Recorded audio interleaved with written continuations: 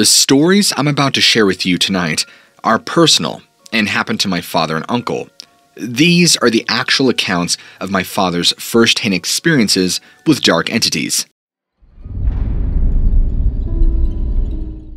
This first story happened to my father when he was back in high school. I believe he was a senior or starting his senior year when this happened. The year was 1970. The events unfolded in June when my father and a good friend of his, Mike, began playing with a Ouija board at Mike's house. They had started asking it all kinds of things, and to their surprise, they were getting answers. More importantly, they had begun asking it a series of questions, resulting in it telling them a future date, December 16th, 1970. This entity mentioned that it was there to protect them from something.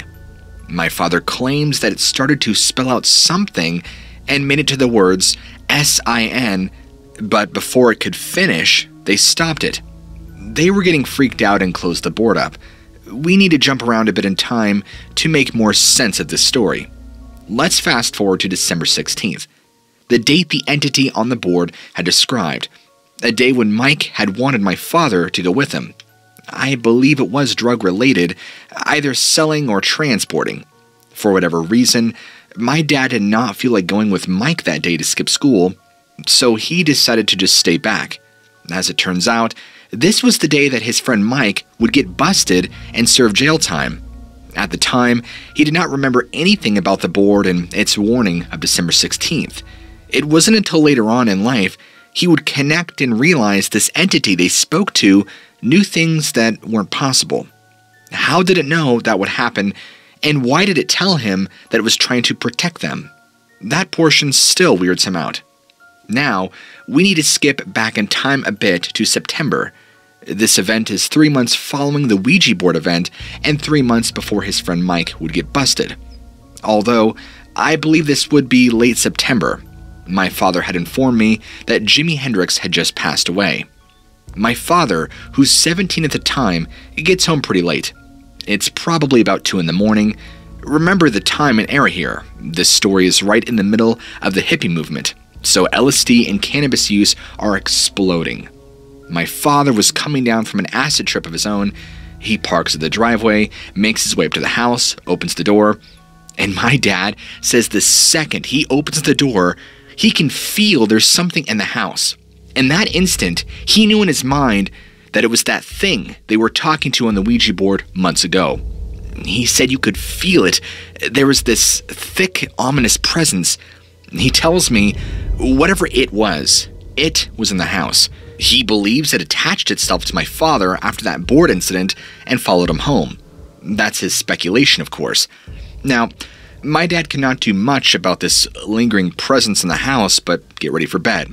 So he goes to his room, gets ready for bed.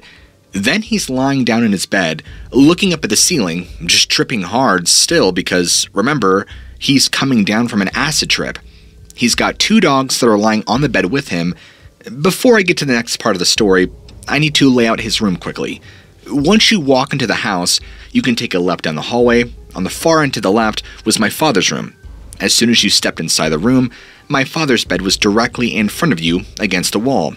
His bed was parallel to the wall, so if he was lying on his back like this, he could turn his head and look right out the door if it was open. This night, he would have his bedroom completely open.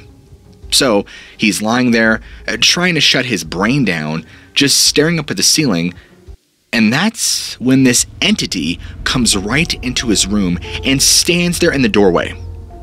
I'm going to describe this to you, the entity, as best I can. The way he explained it to me was it was this electrical outline. My father told me that it looked like the artwork cover on Jimi Hendrix's album, The Cry of Love. My dad was convinced that he was looking at the ghost of Jimi Hendrix, or so that's what he thought at the time. Immediately after it appears, there in his doorway and he sees this thing, both his dogs start going crazy at this thing, snarling and barking. And this is when he realized this wasn't just him coming down from LSD causing him to hallucinate. His dogs were both reacting to something standing in his doorway. This entity or being takes one step into his room and begins to wave its arm like this. And as soon as this entity does this, both his dogs immediately retreat in complete paralyzing fear. One dog goes under the bed, and the other one goes up to my dad, and he's trying to nuzzle in his arm, and he's shaking and whimpering so bad, trying to shove his nose in my dad. And these dogs were terrified. He's never seen anything like this. Then, this thing slowly walks into the room towards the end of my dad's bed. It stops, turns to face him, and like a person does when getting on the bed, it puts one knee up and climbs up onto the mattress. He could even feel the weight pressing down on his mattress and visibly see the indentation as this thing began to climb up on the mattress and lay next to my father. So this thing is now lying there next to my dad between him and the wall. As you can imagine, my dad is beside himself, not even sure how to assess the situation further. Then, this thing starts talking to my dad, tells me that this thing starts talking into his ear, and it sounded like this. And my dad, freaked out, turns and looks at this thing and says, "Man, I don't know what you are, but you're freaking me out and you need to leave." And as soon as he says that, this thing gets up off the mattress, stands up, walks out of the room, and then just, it's gone. The presence that was so thick in the house when my father first walked in is now completely gone. Following almost immediately after this thing disappeared, my grandfather came waltzing in screaming, "What the hell is all the noise?" Because the dogs had just been freaking out and barking and then whimpering. And you know dogs, when they freak out early in the morning, they aren't exactly quiet. So in the process, it woke up my grandfather, and so he is now questioning my dad, what's with all the noise? My dad tries to explain it to him. I don't know, they probably saw something outside and got them worked up. The situation eventually de-escalated and everybody went back to bed. But this event was just the beginning for my father and would almost be the perfect precursor to what my father would have to deal with 8 years from now in Colorado Springs. This story, like the last, has been shared with me throughout times in my life. The details have always stayed consistent and never changed. I even had the chance to briefly speak about this with my uncle before he passed away, and everything aligns. I do not believe this to be made up or fabricated, and I believe that the events that happened 8 years before this, in 1970, was just the beginning. My father, my uncle Dominick, and their friend Bill, and Bill's cousin Malcolm, were all renting this house in Colorado Springs. I'm just going to note right here that for privacy reasons, I'm not going to reveal the actual address to the house, but will reveal the general neighborhood. The house was only several blocks away from North Academy Boulevard and Palmer Park Boulevard. This is from a recent picture from Google Maps, and while the entire neighborhood is developed now, back in 1978, much of this land was undeveloped. Large fields and plots of land sat empty long before Colorado Springs became booming like present day. The outside of the house was pretty standard. The backside had an empty yard with a fence and a gate. Going out the gate would lead to a large open field, just an undeveloped plot of land. If you were going to go through this field, you'd end up on an alley heading off in the direction of North Academy Boulevard. My father worked as a manager at a local restaurant, and my uncle Dominick worked as a cook for him. At this time, my dad was dating a woman named Susan. Susan is my oldest sister's mother. They were only dating for a short time but would go on to get married and then divorce years later. These events took place in fall of 1978, going into the spring of 1979. This singular first event is the tipping domino in the series of events to follow. My dad and Susan were sleeping in his bed. Everything was pretty normal, and my father recalls waking up to this loud sound that appeared to be coming from underneath the house. As he's waking up and hearing this, he thinks it's some kind of gas line leak building in pressure. My dad describes it like a train coming from beneath the earth, heading straight up to hit the house. He said not only could you hear it coming, but you could feel the energy coming from underneath the house. And BAM! It hits the house from underneath, causing a massive shockwave to shake the entire house. It only lasted for a few seconds, but enough that my dad gets tossed out of his waterbed like a rag doll. Susan is thrown onto the floor, and the waterbed is sloshing around. Something hits the house with incredible force from underneath. My dad gets up, thinking Dominick was probably being an idiot and knocked over a dresser or something. He comes running into the hallway to chew his brother out, only to find Dominick standing there in the hallway too, just as confused as my father. And they both thought each other were responsible for the noise, but neither could explain what had just happened. My dad only had one option. It was either a gas line buildup that resulted in an explosion, or something really did happen strange that he cannot explain. However, the conclusion is that nothing was ever found. It turned out not to be a gas line explosion like my father initially thought. Little did either of them know, this event was just the beginning.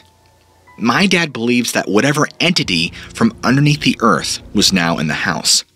And soon after this happened, maybe a couple of weeks went by, and my dad and his girlfriend Susan were sitting on the couch one night watching late night television. Then, this show comes on, one of the first science paranormal shows to ever air. In the show, a guy talked about how you could take a tape recorder without a microphone plugged in, take it to a graveyard, and pick up all these high spirit frequencies if you hit record. But, of course, tape recorders then needed an external microphone plugged in to capture any noise, because otherwise you'd just be recording nothing on a blank tape.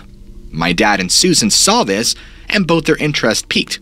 They thought this would be a great idea to try, but instead of going to a graveyard, they wanted to test this out inside the house they were in, especially after that mysterious explosion had just happened. So, determined to get answers, my dad goes out to the store and purchases 3 brand new TDK cassette tapes. He gets home, everybody is there at the house, and he explains what he watched and wanted to try out and shows them proof. 3 brand new cassette tapes and opens them all up in front of them to prove they're brand new and never used before. They stick one of the tapes inside this tape recorder, light candles, they turn off all the lights, they're sitting around in a circle, and they hit record. The whole time this tape is recording, it's physically impossible, or should be, for it to be picking up any noise. There's no microphone plugged in. This is not like modern day tape recorders where it has a microphone built in. At least not this specific model.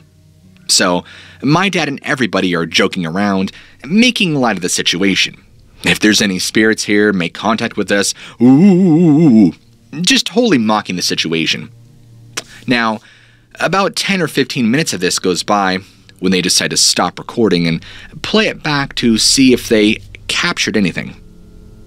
My dad reiterates that what they had heard back on that tape was enough to make multiple grown men huddle together and cry. They were scared. What ended up on that tape was a bunch of strange, high-frequency noises and what my dad describes as this satanic shouting or yelling, like some entity was trying to speak to them through this tape. My father specifically described it as sounding like a Jimi Hendrix reel being played in reverse. They were terrified now and knew that something was there. They didn't believe any of this was real just 5 minutes prior, and now they're confronted with this new demonic reality. After this event, more things would begin to happen. For instance, the attic door in the house would be found open almost constantly. This is one of those houses you had to go down the hallway, pull on the string to get it open. Then, like usual, you'd climb up into the attic. I'm sure many of you watching this had a house similar to this. It's a pretty universal design for homes with attics. My father, uncle, Bill, and Malcolm never used the attic for anything. They did not store anything up there, so it remained untouched. My dad would get home from work and find the attic door open, asking Dominick, "Why do you keep going up there and leaving the attic door open?" My uncle would tell him he thought he left it open. I mean, he doesn't go up there. They couldn't find an explanation, so my dad just thought, this is weird. Since it was getting later fall, and it was Colorado Springs, snowfall had begun to accumulate. My father decided one morning that he would walk to work. He was only a few blocks away from the restaurant he managed overall, so it wasn't a big deal. At the time, he had just purchased a brand new RX-7, amazing car, but terrible in the snow. So, he figured walking wouldn't be a big deal. So, that evening, my father was coming home from work, and he was coming up the back alleyway to the house, then into the large open field that would lead to the backyard of the house. As my father makes his way through this field, he notices a separate pair of tracks in the snow, and as soon as he makes it to the back gate of the house, that's where the prints are.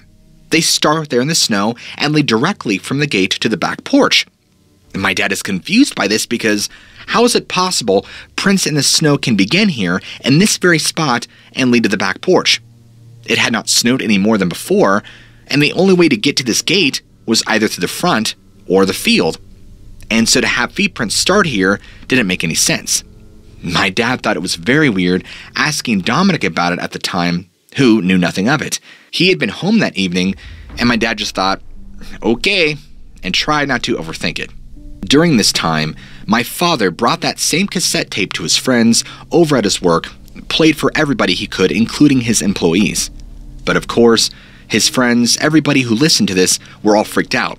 I mean, nobody could explain what he had captured on this tape. There was zero explanation for how these sounds got on the cassette. So my dad at the time wasn't entirely convinced this whole thing was real, even though those noises were unexplainable. So he decides he's going to plan a seance where he invites everybody over. They're going to find out once and for all if there's supposedly a spirit that has made its dwelling inside the home. Is this a spirit? Is it a demon? What could they be dealing with? Now, we get to the night of the seance. And before I go further, let me explain the house's layout real quick. You go inside, you're in the living room. Directly in front of you is the kitchen and the dining space. To your right is a bedroom, and to your left is the hallway with rooms and a bathroom. At the end of the hallway is the attic. Where the seance took place was in the living room.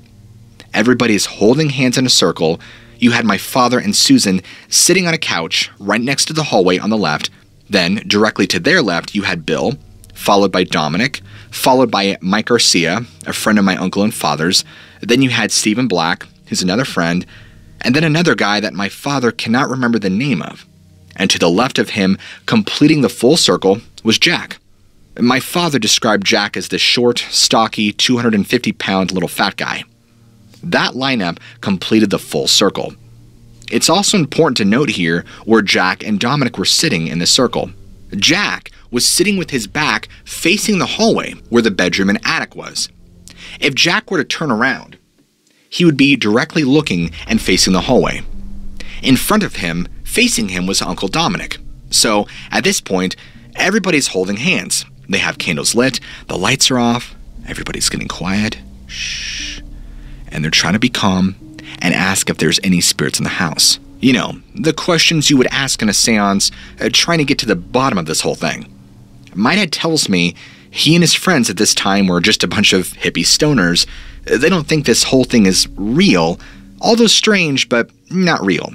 So they're not expecting to get anything out of this seance. But then, that's when things change. What happens next is terrifying. With everyone's eyes closed and holding hands, my dad is leading and asking the questions. Who are the spirits in this house? As he's talking, he feels Jack's hand let go.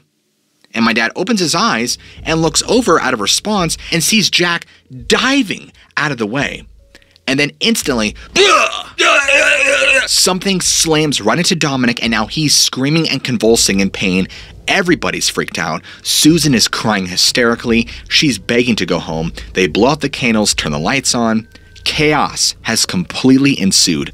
And they're trying to figure out what's wrong with Dominick. Why is he convulsing? Why is he freaking out? And so finally, my dad looks over at Jack and asks him, "What happened? Why did you let go of my hand?" Jack, terrified, looks at my dad with the most serious expression and explains, "I don't know, man. I don't know what it was, but I felt something come out of the attic, come down the hall, so I dove out of the way. Whatever it was that came out of the attic and down the hallway went right into Dominick." Even though things were chaotic after this, things eventually calmed down with all the commotion, and the seance was ended for the night.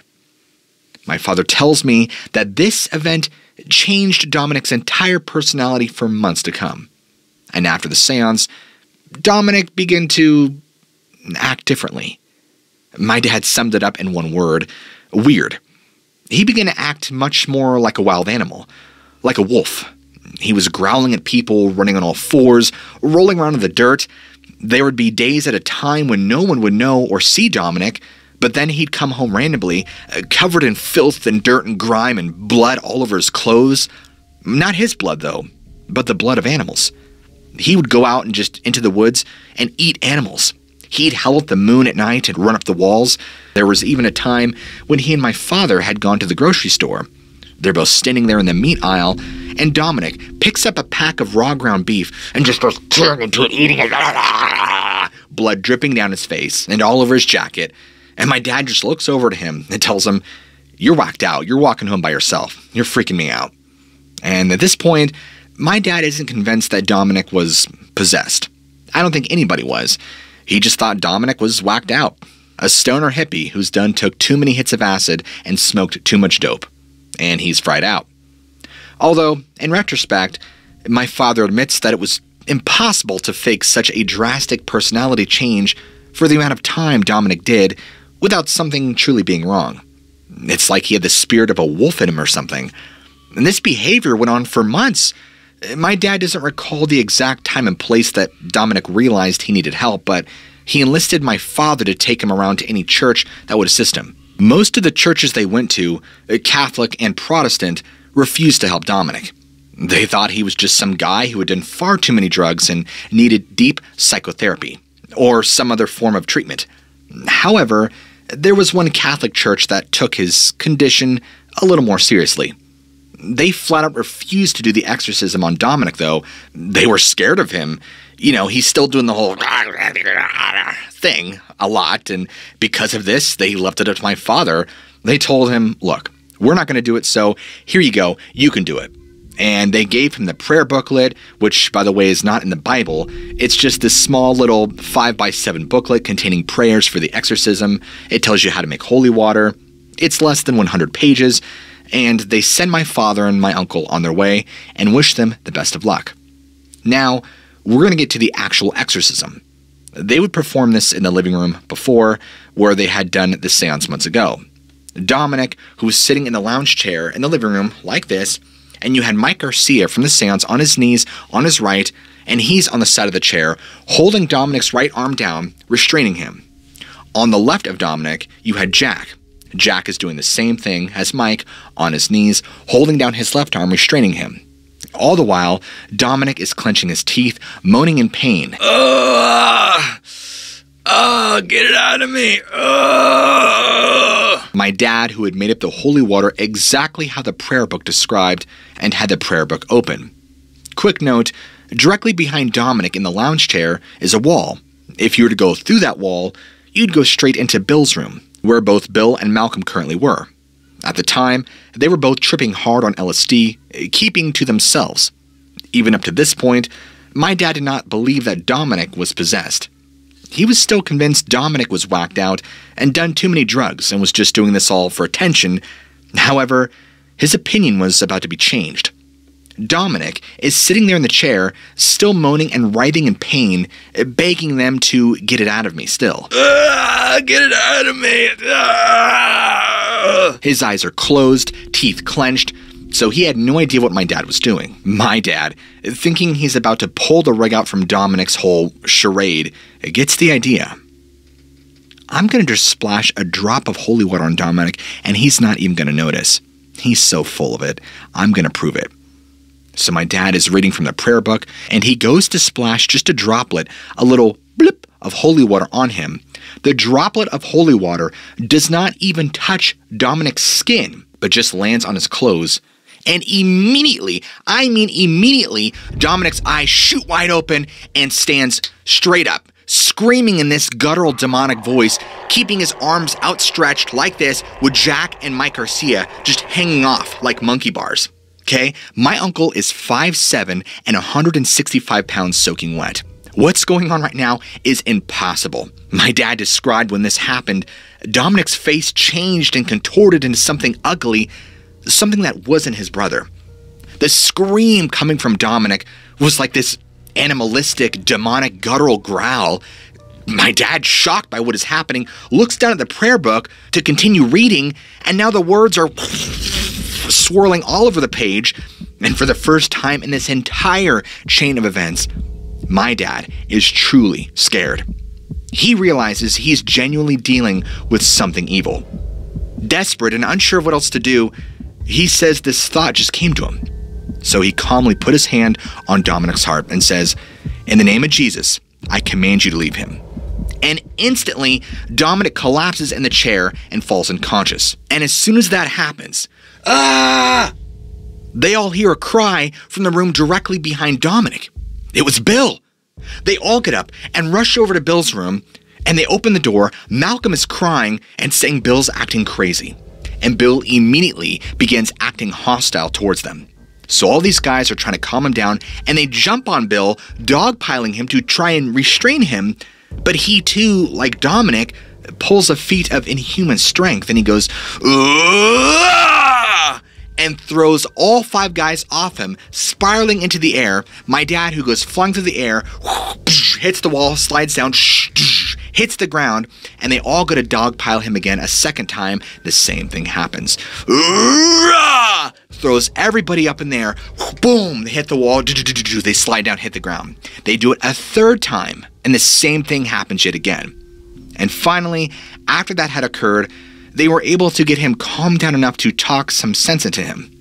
After this had happened, though, Susan was so worked up, she refused to ever come back to the house and had been here for all these events, witnessing everything. Because of this, my father was left with no choice but to move out and in with Susan. Dominick would stay behind and continue to live in the house with Bill and Malcolm. And after this event, Dominick explained just how weird Bill got. Bill eventually moved out months later, and since these events, Dominick and my father lost contact with Bill, so they have no idea what became of him. It's evident that whatever was in Dominick left him and went right into Bill. Unfortunately, my uncle Dominick would pass away in May of 2018 due to liver problems onset from heavy drinking. He's the only sibling out of the 4 of my father, his sister, and his other brother to pass away. The stories I shared with you are what I believe to be entirely true, as told by my father and uncle. I had heard these multiple times growing up, and the details were always consistent, never changing. You could even hear the fear in my father's voice and the emotion as he retold these. He has no reason to make these up.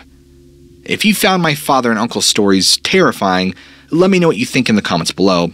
I'd love to hear what you guys think. If this story scared you, as it did me the first time I heard it, slap that like button, and if you're new to the channel, be sure to hit the subscribe button and keep your notifications on. I got so many stories to share with all of you. I can't wait. Until next time, stay safe, and I'll see you all in the next video.